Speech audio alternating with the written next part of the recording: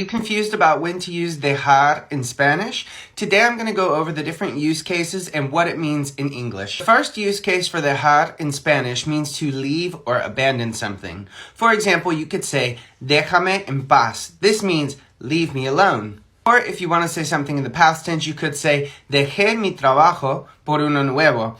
I left my job for a new one. The next use case for dejar means to let or to allow. For example, if you want to see something that someone's holding, you could say, déjame verlo, or déjame ver, let me see. Or if somebody is really struggling with something and you want to help them, you could say, deja que te ayude. And here we have the subjunctive. I'm making a video about that, so go ahead and check in my comments if you want to learn how to use it. But this would mean, let me help you. Dejar could also mean to stop or quit something. I could say, dejé de fumar hace un año. I stopped smoking a year ago. Or you could even say, dejé la universidad para trabajar. I stopped going to the university so I could work. Or I quit going to the university so I could work. You could also use the word dejar when you want to say that you're putting something somewhere or you're placing it somewhere.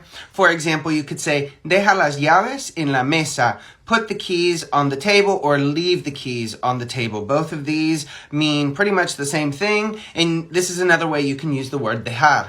Another example in a question is, ¿Dónde dejaste el libro? Where did you put the book? Or where did you leave the book? This is to say loan. Me dejó su coche para la semana. He loaned me his car for the week.